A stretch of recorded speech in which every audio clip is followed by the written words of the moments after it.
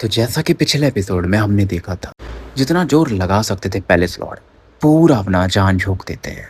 यहाँ तक कि जो डोमेन ट्रेजर का जो प्रोजेक्शन था नाइट शेड वालों का, जो कि उन्होंने होलीटाइड को दिया था, उसकी ऑरा की वजह से उनका ब्लड भी नीचे नहीं गिरता, वो जम जाता है बीच में ही। और साथ में डाउ बेल भी फाइनली कोलैप्स कर जाता है अब आके। और ये जो ट्रेजर था अभी तो पूरी तरह से निकला भी नहीं था, धीरे धीरे बाहर निकलते जाता और अलग लेवल की और कोल्ड वाली और चारों तरफ फैलना शुरू कर दिए। जितने भी स्पिरिट ऑटोमेशंस थे ना, जो टैबू ट्रेजर के अंदर में थे, उसके साथ जुड़े थे ना, वो नेट बना रहे थे, वो भी एक एक करके कोलैप्स करने लगते हैं।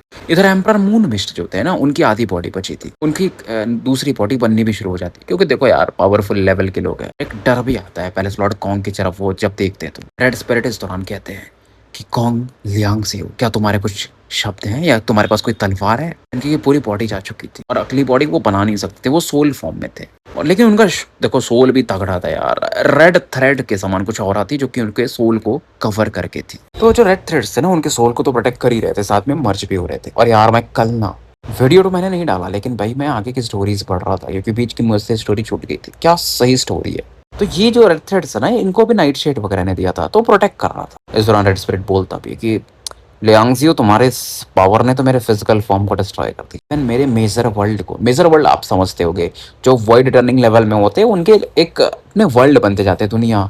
मतलब उनका डाउ फाउंडेशन भी बहुत टूट चुका था। वो मानना पड़ता कि यार तुमने मून मिस्ट की आधी बॉडी काट दिया, तुम खतरनाक बंदे हो यार कॉन्ग लियांगजियो। पैलेस लॉर्ड इस दौरान की आंखों में रिग्रेट था कि वो मार नहीं पाए थे इन दोनों को, और इनके शब्दों का कोई जवाब नहीं देते। जो नेट प्रोटेक्ट कर रहा था, वो जाल सी सीलिंग काउंटी को, वो उसकी तरफ देखते, उसकी तरफ बढ़ने लगते हैं। उनका साइज बढ़ते जाता है, आर्मर जो था उनका कोलैप्स करने लगता है, एक एक करके, मतलब टुकड़ा दर टुकड़ा गिरने लगता है। और जो भी लोग पीछे हट रहे थे यार, उनकी आंखों में एक अलग दुख था कि पैलेस लॉर्ड दूर से उस सीना से सुना जा सकता था। ओंग जियांगलोंग जो कि जमीन पे गिर जाता है, सोकिंग कैसे भी संभालता है उस बंदे को। उन्हें समझ में तो आ रहा था ना कि क्या चल रहा है। और अभी भी पैलेस लॉर्ड कहते हैं यार मरना तो सबको एक दिन है, रोना क्यों है, छाती तान के खड़े रहो। ये सुनते ना आर्मी वाले एकदम भाई खड़े हो जाते सीधे। पैलेस लॉर्ड को अच्छा लगता है, अपनी भीड़ को देखते हैं, जोकिंग की तरफ देखते हैं कि आंखों में एक अलग चमक था जोकिंग की तरफ देख करके। और आखिरी में दो क्षण के लिए उनकी नजरें कॉन्ग जियांगलोंग पे जाती है, और अपने पोते से भी वो काफी खुश थे। डिप्यूटी पैलेस लॉर्ड्स की तरफ देखते और वो इशारा करते हैं, मतलब उन तीनों को पता था ये क्या करने वाले हैं। काउंटी कैपिटल की तरफ उसके बाद देखते, आखिरी आर्मर भी उनकी बॉडी से गिर जाता है। डोमेन ट्रेजर का खतरनाक पावर भाई फैलते जा रहा था, और होली टाइड की आर्मी पूरी तरह से एडवांस कर रही थी। अब देखो पैलेस लॉर्ड तो देख भी नहीं रहे थे ना, मतलब उन लोगों की तरफ, दुश्मनों की तरफ, वो तो देख रहे थे सी सीलिंग काउंटी की। क्या करते हैं, अपनी बच्ची कुची और के साथ ये जो नेट था उसके साथ फ्यूज हो जाते। जैसे फ्यूज होते हैं ना, तो भाई वर्ल्ड टर्निंग लेवल के एक्सपर्ट्स थे, तो जितने भी उनके माइनर वर्ल्ड बचे कुचे रहे होंगे और मेजर वर्ल्ड, वो मर्ज हो जाते, तो नेट को एक पावर मिल जाता है। और जाते जाते एक शब्द बोल के जाते हैं, मतलब एक शब्द क्या, शब्दों की बौछार करके जाते हैं कि टाइट फॉल प्रिफेक्चर, इतने भी इंसान उन्हें बोल दो काउंटी कैपिटल के लिए निकल जाए वहां से। और फाइनली उनकी जो बॉडी थी एक बर्फ के स्तूप में बदल जाती है। अब टैबू नेट पूरी तरह से गोल्ड पावर के साथ चमकने लगता, इतना देर तक अपनी औरत से संभाल पाती। हालांकि भाई अब उस गोल्ड औरत से उनको प्रभाव तो पड़ रहा था, क्योंकि सोल फॉर्म में वो मर्ज थे, लेकिन उन्हें फर्क नहीं पड़ रहा था, फिर उनकी धीरे धीरे बंद होने लगती। अब इस दौरान रेड स्पिरिट और मून मिस्ट आर्मी को रोकते, गोल्डन नेट की तरफ देखते, उनका एक्सप्रेशन बदलता, आवाज आती है मानो कुछ नहीं से शून्य में से वो आवाज आती कि कॉन्ग लियांगजियो, मैं यहाँ प्रकट तो नहीं होता, लेकिन तुम्हें ऐसे मरते देख करके ना मुझे एक अंदर से रेस्पेक्ट आ गया। मुझे मालूम है तुम्हारी कुछ सांसें बची हुई हैं, तुम मेरा ही वेट कर रहे थे। एक शैडो जैसा बंदा यहाँ प्रकट होता है। जोकिंग जब उस बंदे को देखता है, समझ में आता है पैलेस लॉर्ड ने इसे एक मिशन दिया था, लेकिन जो फिर भी उस बंदे को समझ नहीं पाता, क्योंकि शैडो के रूप में देख रहा था ना, ब्लर था। पैलेस लॉर्ड कॉन्ग अपनी आंखें खोलते इस बंदे की तरफ देखते और एक भारी आवाज में बोलते, अच्छा तो तुम हो जिसने गवर्नर को मारा था। शैडो फिगर बोलता है, हाँ, हमने किसी को असाइन किया था ना इन्वेस्टिगेट करने के लिए, लेकिन तुम गलत डायरेक्शन में देख रहे थे।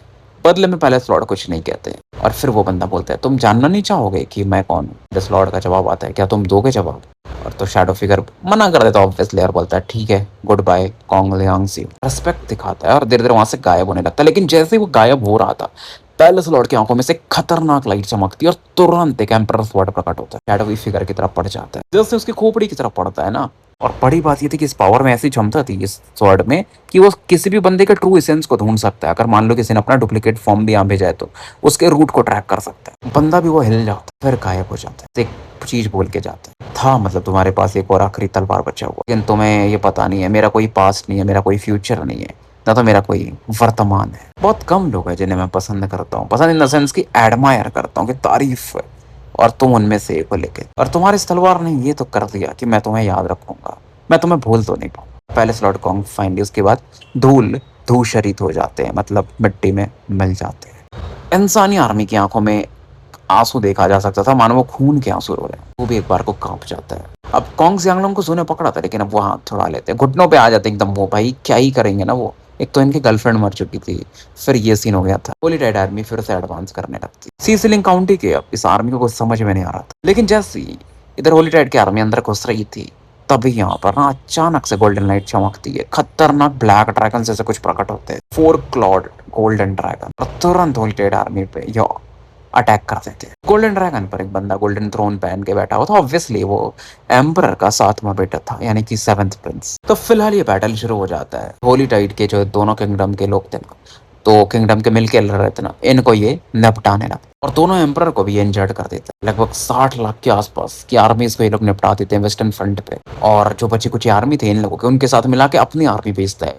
जितने भी लोग छिप के बैठे हुए थे ना सीसलिंग काउंटी में, उन्हें निपटाने के लिए। ये देख करके ना सी सिलिंग काउंटी के जो लोग थे, कल्टीवेटर थे, उनके अंदर एक अलग जोश आ जाता है। 7वें मंथ तक भाई देखो, इसमें स्टोरी में थोड़ा टाइमलाइन का मुझे कभी डाउट आता है।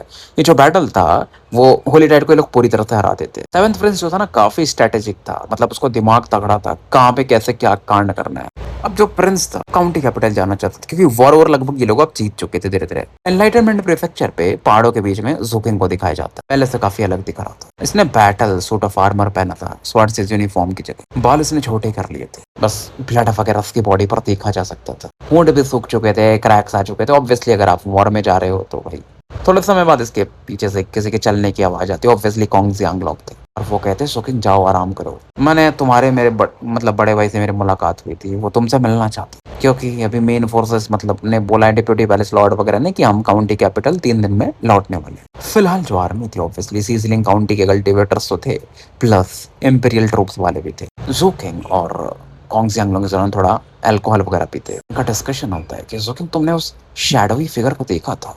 जो अपनी आंखें बंद करता है और बोलता है हाँ।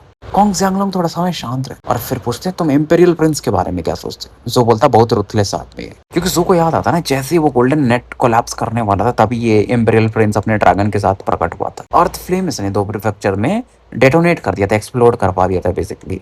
वही तो ओल्ड मैन भी करने वाले थे, इसलिए वो सबको हटा रहे थे। लेकिन इस इंपीरियल प्रिंस को कुछ फर्क नहीं पड़ता है, उसको बस अपने रेपुटेशन से मतलब है।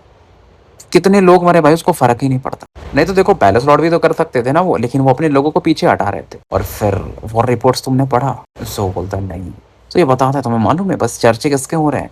चर्चे इसी बंदे के हो रहे हैं, इंपीरियल प्रिंस के। किसने कैसे 2 एम्परर्स को इंजर्ड कर दिया, बैटल जिता दिया हमें, या जो भी। इधर देखो धीरे धीरे, मतलब ये जो समय था जब जो बात कर रहा था कॉन्ग जियांगलोंग से, तो पैलेस लॉर्ड को मरे भी 1 महीने हो चुके थे इन दौरान। मैंने आपको बताया क्योंकि बैटल फास्ट हुआ था, 1 महीने में ये लोग लड़े थे। बट इंपीरियल ट्रूप्स थे तो उन्होंने बहुत इजीली बैटल जीत लिया था पोलिटाइट से। अब जो को मालूम था क्योंकि सेक्रेटरीट डिवीजन का मतलब नहीं था ना, इंपीरियल प्रिंस आ चुका था जो भी। और वॉर जैसे जैसे आगे बढ़ता जो को पर्सनालिटी जो थी 7th प्रिंस का, कैसे व्यक्तित्व है, समझ में तो आ चुका था। जब उसने वो अर्थ फ्लेम एक्सप्लोर करवाया था तो वहां पर होली टाइड कल्टीवेटर्स थे ठीक है, लेकिन वहां पर नॉन ह्यूमंस भी थे और इंसान भी थे, वो भी मारे गए थे। इंपीरियल प्रिंस को उससे फर्क नहीं पड़ रहा था। इधर जो की मुलाकात कैप्टन वगैरह से होती है। कैप्टन ने भी काफी डैमेज लिया, हालांकि उनकी बॉडी जो पहले छोटी थी वो फिर से नॉर्मल हो चुकी थी। जो उनसे मिलता है आके तंबू में, एल्डेस्ट ब्रदर मैं वापस आ चुका हूँ। ब्लड स्मेल्टर भी सीरियसली इंजर्ड हुए थे, ये भी जो 7 ब्लड आइज का डिसाइपल्स आए थे। अब ये लोग धीरे धीरे वापस लौट रहे थे ना, क्योंकि काउंटी लोकल्स में आ चुके थे। और कैप्टन कहते हैं जैसा मैंने कैलकुलेट किया था उसी समय तुम वापस आए हो। लोग खाते और कुछ मीट वगैरह था जो कि खाते हैं, टेस्ट में भी अच्छा था और उससे बॉडी को वार्मथ भी मिल रहा था। और कैप्टन बोलते हैं मैंने सुना वो प्रिंस जल्दी वापस जाने वाला है, और लेकिन मैंने ये भी पता किया कि डाओ फ्रूट्स की जो कीमत है इंपीरियल कैपिटल में भी अच्छा है, तो हम कमा सकते हैं। फिलहाल हम जो इंसान हैं यहीं पर जीते हैं, बाकी जगह भी नाइट शेड्स बैटल कर रहे हैं अपने साथी लोगों के साथ मिल करके।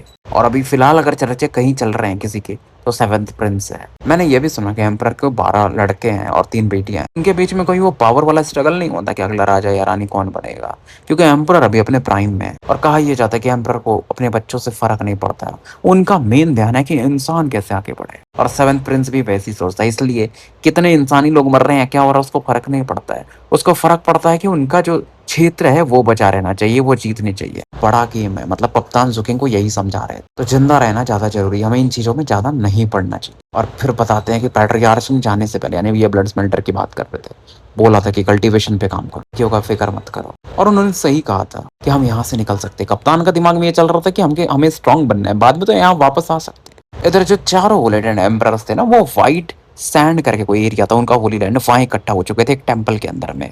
उनका एंसेस्ट्रल टेम्पल था और थ्रोन में एक बंदा बैठा हुआ था, डार्कनेस की ऑरा से कवर्ड था, ब्लैक एनर्जी उसके आसपास घूम रही थी। इधर जो रेड स्पिरिट थे एम्परर, उनकी फ्लैशी बॉडी वापस आ चुकी थी, लेकिन फिर भी जो नुकसान हुआ था वो तो था भाई, तो बॉडी से भी कमजोर दिख रहे थे। और वो बोलते हैं रेड स्पिरिट एंसेस्ट्रल हाइनेस से कि सब चीज़ तो प्लान के हिसाब से चल रहा है, लेकिन ये जो नाइट शेड्स है ना, हम पे डाउट कर रहे हैं। रेड स्पिरिट के बगल में बाकी 3 एम्परर्स थे, यानी हेवनगेल, मून मिस्ट और अर्थ सॉइल। सभी का मुंडे इस समय झुका हुआ था। अब ये जब बोलते हैं तो रेड स्पिरिट के बाद हेवनगेल बोलते हैं कि योर एंसेस्ट्रल हाइनेस, हमने 3 करोड़ सेनाओं का नुकसान सहा है सेवेंथ प्रिंस की वजह से। बहुत रूथलेस आदमी है वो, कहीं सेवेंथ प्रिंस जो है अपना प्रॉमिस ना तोड़ दे। अब जब हेवनगेल ऐसा बोलते हैं तो मून मिस्ट बीच में बोलते हैं कि ये सब हमारे एंसेस्ट्रल एम्परर ने अरेंज किया, मतलब जो ओनर है इनके। ऐसा चल रहा है, चलने दो, हमारे एम्परर को पता है, एंसेस्ट्रल एम्परर को, कि उन्हें क्या करना है। तुरंत एंसेस्ट्रल एम्परर बोलते हैं तुम चारों को दिमाग लगाने की जरूरत नहीं है, कोई भी हमारी प्रजाति को नुकसान पहुंचाएगा वो मारा तो जाएगा। फिर वो बोलता है रेड स्पिरिट का एक्सप्रेशन सीरियस था। वो बोलते हैं देखो तुमने बड़ा सेक्रीफाइस किया, तुमको इसका कॉम्पनसेशन मिलेगा, तुम्हारा डाओ टूटा है, मतलब डैमेज हुआ है, तुम्हें हर चीज मिल जाएगा। एम्परर रेड स्पिरिट इस दौरान और ज्यादा रिस्पेक्ट दिखाने लगते। फिर हेवनगेल से वो बात करते कि मुझे मालूम है तुम डाउट कर रहे हो कि वो प्रिंस कहीं अपना वादा ना तोड़ दे, ने हमारे 3 करोड़ होलीटाइड सोल्जर्स को मारा है, लेकिन इंसान भी तो मारे गए, किससे फर्क पड़ता है। इंसानों को एक हीरो चाहिए जो कि उन्हें सेवेंथ प्रिंस के रूप में मिल चुका है। वो अपने प्लान के हिसाब से जा रहा है सेवेंथ प्रिंस, और तुम चाहो बस तुम्हें ऐसे ही चलना है। सैक्रिफाइस तो देखो हमें करना पड़ेगा। तो जो सेवेंथ प्रिंस से इन्हें मिला रही है उनका डिस्कशन करते हैं, और वो जो मेथड बता रहा है क्या वो इफेक्टिव है कि नहीं। तो चारों एम्पर भी बोलते हैं कि आप जो भी बोलिए हम तो मानेंगे, और काफी एक्साइटेड थे इस दौरान चारों, और रेस्पेक्टफुल भी। और समय निकलता है, 3 दिन यूं ही गुजर जाते हैं। चौथे दिन की सुबह सुबह की बात है। जो सेवेंथ प्रिंस की आर्मी थी, तगड़ी आर्मी, वो लोग अपना कैंप बटोर लेते हैं और निकल जाते हैं। भीड़ में ऑब्वियसली जोकिंग, कैप्टन, कॉन्ग जियांगलोंग वगैरह थे। जाते जाते हालांकि जोकिंग वेस्टर्न फ्रंट की तरफ देख कर एक बार जाता है, क्योंकि यहाँ पर उसने खतरनाक बैटल देखा था, लड़ा था, लोगों को मरते हुए देखा था। और उस दौरान जोकिंग को कुछ पुराने चीज़ें बताई हुई याद भी आती हैं, जैसे कि इंपॉर्टेंट लोग कौन होते हैं। ऐसे होते हैं कि देखो यार, तुम भीड़ में खड़े खड़े हो, उन्हें देख रहे हो, तुम चाहो भी तो उन्हें ना भूल पाओगे, क्योंकि तुमने देखा है ऑब्वियसली उनको। जैसे कि फिलहाल वो सेवेंथ प्रिंस था। फिलहाल ये लोग एक टेलीपोर्टेशन पोर्टल की तरफ पहुंच चुके थे, और तो को वो पुराने दिन भी याद आते हैं जब वो ब्रोकन फेस ऑफ गॉड का एक आँख खुला था। तो वो सिटी मजिस्ट्रेट का जो मैनर था वहां पर जाकर के छिप गया था, वहां पे कल्टीवेशन टेक्निक्स वगैरह ढूंढ रहा था, जहां पर सिटी मजिस्ट्रेट खुद लाश की तरह बिखरे गए थे। अब शहर की तरफ ये बढ़े थे, टेलीपोर्टेशन पोर्टल वगैरह चमकता ऑब्वियसली, और यहाँ पर जय जयकारे चल रहे थे कि हम जीत गए, हम जीत गए। और लेफ्टिनेंट गवर्नर टेलीपोर्टेशन पोर्टल के बाहर में बेसिकली वेट कर रहे थे, और यहाँ पर डेमी मॉर्टल, सेंट फेंड्स और बाकी भी जो मतलब अलग प्रजाति के पैट्रियार्च वगैरह थे, सभी लोग आए हुए थे। और सभी लोग इस दौरान सेवेंथ प्रिंस को ग्रीट करते हैं। अब जू पहुंच चुका था तो आर्मी तक ठीक है भाई, वो अपने स्वॉर्ड पवेलियन की तरफ चला जाता है। आर्मर वगैरह भी नहीं उतरता, सीधा सो जाता है। अगले दिन की शाम में सीधा उठता है, और जब उठता है तो देखता है बहुत सारे मैसेजेस ऑलरेडी आ चुके थे इसके कमांड स्वॉर्ड में या फिर ट्रांसमिशन जेट स्लिप में। जैसे कि मतलब वुड स्पिरिट वगैरह का मैसेज था कि मैं नहीं देख पाया, लेकिन तुम्हारे बड़े भाई से मिला था, मतलब तुम सही हो, चलो अच्छी बात है। समय मिले तो वुड स्पिरिट आना जरूर, और लिंगियर जल्दी जगने वाली है। ऑब्वियसली सराय के मालिक का था। जियांगलोंग का भी था कि जब जगना तो आना, पीते हैं बैठ के मस्त। तान का भी मैसेज आया हुआ कि हमें डाउ फ्रूट्स का कुछ प्लान करना पड़ेगा। और किंग क्यू का भी मैसेज आता है कि सेक्रेटरी जनरल जो आप थोड़ा सावधान रहना, जो नॉन ह्यूमंस वगैरह है ना वो आपके पीछे पड़े हुए, आपके खिलाफ फाइल मतलब पिटिशन डाल रहे हैं कि आपने उन लोगों के अधिकारों का हनन किया, या जो सभी मैसेजेस का रिप्लाई करता है। ना आता होता है मस्त, अपना यूनिफॉर्म पहनता है। अब कप्तान इनका डिस्कशन होता है कि 50-50 बांटेंगे। कप्तान कहते चलो यार सही है, अब तो मैं वो एंशिएंट आओ बेस्ट ओवल एडिक्ट खरीद पाऊंगा। और तुम अब समझो मेरे छोटे भाई, जो इतना मैंने मेहनत किया ना काउंटी कैपिटल आकर के, मिलिट्री क्रेडिट्स वगैरह किए, इसी चीज के लिए मैंने किया था। और कप्तान पूछते कहीं तुम लाइफ लैम्प वगैरह तो नहीं खरीदना चाहते हो, क्योंकि मिलिट्री क्रेडिट्स वगैरह जो मिलेंगे डाउ फ्रूट्स वगैरह बेच करके, और जो तुमने बैटल क्रेडिट्स ऑन किए बहुत कुछ खरीद सकते हो। जैसे कप्तान अपना बताते कि उनको कितना बैटल क्रेडिट्स वगैरह मिला है। और कप्तान इस दौरान पूछते हैं मतलब तुम आने के बाद सही में पूरा टाइम सो रहे थे? अगर तुम सही में सो रहे थे मैं तुम्हें बता दूं बहुत सारी चीजें हो रही है। पूरा सेवंथ प्रिंस को सब लोग थैंक्स वगैरह कर रहे हैं और उन्होंने अपने ही साथियों को यहाँ पर स्वॉर्ड सेज, एडमिन पैलेस और जस्टिस पैलेस का पैलेस लॉर्ड घोषित कर दिया। और इस दौरान जो 4 ग्रैंड एल्डर्स हैं ना प्रीफेक्चरल स्वॉर्ड सीज कोर्ट के, जैसे हमारे एम्परर रिसीविंग के, फिर रेन प्रीफेक्चर, ऐसे-ऐसे उन लोगों को दोषी पाया गया है कुछ चीज़ों में। जैसे कि हमारे एम्परर रिसीविंग प्रीफेक्चर वाले ग्रैंड एल्डर को बोला गया कि तुम्हारी वजह से नीदर स्पिरिट भाग गई। फिर डेमी मॉर्टल सेंट फिंड के बीच में भी कुछ हुआ है हम लोगों से, तुम्हारे खिलाफ जैसे पिटीशन वगैरह फाइल हुआ है। सब पता नहीं, सब पता नहीं, एक बात यहाँ से निकल जाते हैं। दरअसल को लगता है यार ये जगह बदल चुका है अब। उसे याद आती है सेवन ब्लड की, अपने मास्टर वगैरह की। फिलहाल ये निकलता है, कॉन्ग जियांगलोंग से मिलता है, अल्कोहल अल्कोहल ये पीते हैं और फिर बात करते करते बताते हैं कि यार वो ओल्ड मैन ने मुझे कभी ग्रैंडफादर बोलने नहीं दिया और वो बहुत स्ट्रिक्ट थे। फिलहाल ये चलते चलते अपना जो डार्क एम्परर सेरेनिटी का स्टैचू था वहाँ पहुँचते, जहाँ पर ऑब्वियसली भाई ये क्योंकि सेंटर में था तो बहुत सारे लोग आते जाते हुए दिख रहे थे और यहाँ पर इंपीरियल मिलिट्री कैंप वगैरह भी लगा हुआ था। बेल वगैरह बज रहे थे, हर एक सेक्ट के लोग इकट्ठा थे, मतलब जितने भी लोग मरे थे या जो भी बोल लो उन्हें बेसिकली श्रद्धांजलि दिया जा रहा था। अब जू और कैप्टन भी, मतलब जू और कॉन्ग भी पहुंचते तो सभी लोगों का ध्यान जाता है, लेकिन फिलहाल सभी लोग शांत थे। एक दुख का माहौल था। आधा घंटा और बीत जाता है। फिलहाल यहाँ पर जितने भी स्वॉर्ड सेजेस थे या जो भी कल्टिवेटर थे सब इकट्ठा हो चुके थे। डिप्यूटी पैलेस लॉर्ड्स, मतलब स्वॉर्ड सेज पैलेस के हों या एडमिन के हों या जस्टिस के, सभी लोग यहाँ पर आ चुके थे। फिर commander in chief, imperial Prince वगैरह ये सभी लोग इकट्ठा हो चुके थे। साथ में लेफ्टिनेंट गवर्नर भी थे। अब सेवेंथ प्रिंस ऑब्वियसली सबसे ऊपर जाकर ऑल्टर पे खड़े थे अकेले, पूरी भीड़ की तरफ देख रहे थे और सामने जो बड़ी स्टैचू था एंशिएंट टेम्परर डार्क सेरेनिटी का उसकी तरफ, और वहां पर नतमस्तक होकर प्रणाम करते और अपना नाम लेते कि ओ इंपीरियल एंसेस्टर, मैं गोयो ज़ैंगेन आपके 3915वें जनरेशन का बच्चा हूँ। मैं पीस और प्योरिटी चाहूंगा। अब ये रेस्पेक्ट दिखाते तो ऑब्वियसली सभी लोग उसी तरह से रेस्पेक्ट दिखाते। बारिश वारिश भी हो रही थी और फिलहाल ये वही मतलब मेमोरियल वगैरह करते हैं कि हम सभी के आत्माओं के लिए जो भी और वो जो बिल्डिंग था जहाँ पर पैलेस लॉर्ड रहते थे ऑब्वियसली वहाँ जुकिंग देख रहा था, उसके अलग आंखों में अलग दुख था। और से याद आता है प्लम डॉग का कि जब जुकिंग यहाँ आया था ना तो प्लम डॉग तो साथ में आई थी, तो जुकिंग को यहाँ पर अपनापन उतना फील नहीं हुआ था, लेकिन उन्होंने कहा था जब तुम काम करने लगोगे इन लोगों के साथ तो तुम्हारे अंदर वो चीज़ अपनत्व की भावना अपने आप आ जाएगी। और वो हो चुका था, जुकिंग फील कर सकता था जो रेस्पेक्ट था इसके अंदर पैलेस लॉर्ड के लिए या फिर स्वॉर्ड पैलेस के लिए, वो इसकी आंखों में दिखता था। अब पैलेस लॉर्ड कॉन्ग तो थे नहीं, वो तो बस जुकिंग के याददाश्त में बोल लो या मेमोरीज में थे। फिलहाल माहौल काफी देर तक शांत रहता है। सेवन प्रिंस फिर से बोलते हैं, कलिंग इंटेंट के साथ बोलते हैं। ऑब्वियसली 4 क्लॉड जो गोल्डन ड्रैगन था वो भी आसमान में लहरा रहा था और वो बोलते हैं कि दोष ही कोई नहीं बचेगा, गवर्नर की डेथ हुई है, ये वॉर बहुत खतरनाक रहा है, हमारे तीनों पैलेस लॉर्ड मारे गए हैं, इतने सारे हीरोज मारे गए हैं। और फिर वो बोलते हैं कि याओ टियानिया जो कि हेवनली मार्कस याओ डिसेंडेंट है, उन्होंने हमारे हार्ट को तोड़ा, उन्होंने नॉन ह्यूमंस को बचाया, मतलब जो भी भाषण वगैरह देते हैं। हमारा इन्वेस्टिगेशन कंफर्म करता है कि इन चीज़ों में उनका योगदान था। जनता में जितने भी लोग थे कल्टिवेटर्स थे ना, उनके अंदर गुस्सा आता है मार्केट याओ को लेकर के, यानी याओ टियानियन को लेकर के। इस करके उनकी जो फैमिली वाले थे, लड़की थी जैसे कि एडमिन पैलेस में शायद वो बंदी थी, जो भी सोच रहा था यार कि मार्केट याओ ट्रेटर मतलब धोखेबाज थे। जब गवर्नर भी मारे थे तो लोगों को यही लग रहा था कि उन्होंने मारा हो। सभी के अंदर ये गुस्सा था कि मार्केस शाह को मार दो, बट प्रॉब्लम ये था कि मार्केस शाह उस बैटल के दौरान जो नॉर्दर्न फ्रंट में हो रहा था गायब हो गए थे, तो मरे थे या क्या हुआ किसी को नहीं पता था। लोगों के अंदर यह था कि याओ क्लैन को पूरा खत्म कर दिया जाए। याओ यून हुई, मतलब ऑब्वियसली वो बंदी जो ज़ैंग शियुन की मम्मी है, उसको देखना मतलब लोग अलग ही नजर से देख रहे थे। माल ज़ैंग शियुन का भी प्रिंसेस ज़ैंग शियुन की तरफ देखता, उसकी आंखों में एक अलग चमक था इस बंदे को देख करके। इधर याओ मिन्सन में मार्केस याओ की जो छोटी बहन थी यानी याओ फे, वो रो रही थी भाई ऑब्वियसली की फैमिली की, भाई आपने ये क्या कर दिया अपने भाई को याद करके। इधर सेवन प्रिंस ने जो फोर्सेस भेजे थे वो लोग आ चुके थे, चाहे बच्चे हो बड़े हो सबको उठाने के लिए यहाँ से। शीटाओ दूर में खड़ी थी लेकिन वो कुछ नहीं कर सकती थी ऑब्वियसली। लोगों का आक्रोश इस समय पूरी तरह से याओ फैमिली पर था। तो फिलहाल हम स्टोरी यहीं समाप्त करते हैं और मिलते हैं फिर कल एक नए एपिसोड के साथ। तब तक के लिए मैं आपका साथी एन अल्केमिस्ट AKA मुसाफिर विदा लेता हूँ।